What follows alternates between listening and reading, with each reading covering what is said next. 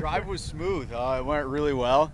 I only made 3 stops total, and they were just a mix of filling up the gas tank, going to the bathroom, and just grabbing a coffee or something. But other than that, I left at about like 9:30 in the morning, and made it here Central Time by midnight. So it was pretty smooth for me. Nice. That's good to hear. And when you coming back this year as an assistant coach compared to being a player, what are some of the differences that you're noticing?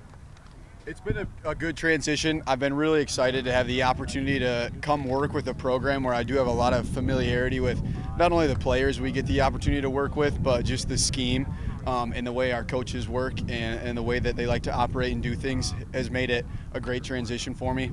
I've definitely seen another side. You know, when you have the perspective of playing, you're so used to, you know, what your coaches tell you in meetings and in tape and the reps that you get in practice. But I've really enjoyed on the coaching side, just being able to be so much more involved in kind of the nitty-gritty game plan, evaluating tape, breaking it down. It's just been an invaluable learning experience for me as I make this transition from being a player to being a coach. And from a quarterback's point of view, are you helping your guys out? Obviously, it's a quarterback room that not many of these guys were on that 2018 team. Yeah, I'm here as a resource to help them. You know, I was in their shoes, and it wasn't very long ago that I was.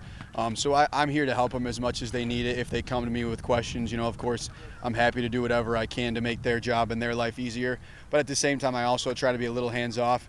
Quarterback's a position, as you guys know, everyone's trying to tell the quarterback what to do. That includes the people in the stands and everywhere. So they have enough voices in their head, you know, helping them and coaching them through that. When they need me, I'm there, but I try for the most part to do a good job of just backing off and letting a few voices coach them and get them ready to go play. Do you see a different atmosphere or like a feel with the second time around? Some of these players, obviously you were a coach or you were a player on that team, but you see like a different feel to the way it's a second time compared to you guys coming out the first time in 2018? There is a difference, and in a good way. And this isn't to say that we're not going to enjoy this experience and appreciate the opportunity that we have to come down here and take part in, you know, the way that we've been treated down here, which has been first class. We can't be thankful enough for just the hospitality and the way that they've treated us down here in Texas. But you look across our team, the number of guys here that are 5th, 6th, 7th year players, there's just a sense of maturity with this team that they came down here for one reason and one reason only. This is a business trip. They're here to win. They're not worried about, you know, what they have accomplished or the fact that both my freshman year roommates are still playing on this team, and their record at Ferris State is 74-7.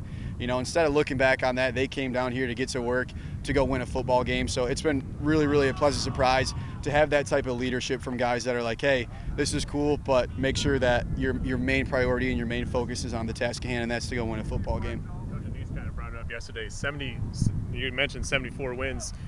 Player winning 75 games in a career, that's pretty much unheard of.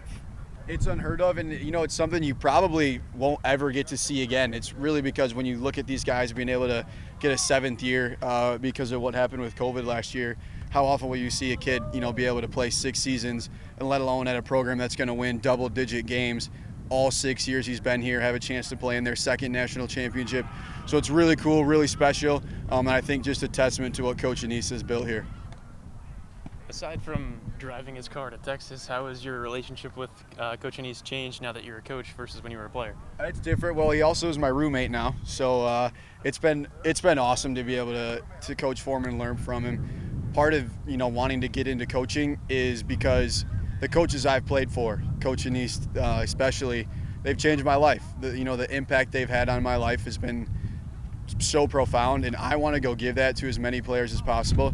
So to be able to now see what that looks like from the coaching side and just nitpick every little thing about him that I want to take with me. You know, I know Coach Anise won't be able to coach forever, but there'll be a part of him that lives on through me, you know, as I take my coaching career forward. And so to have that opportunity to see what's made him successful and bring it with me wherever I go, I think will show everything you need to know about how grateful I am and how highly I think of Coach Anise.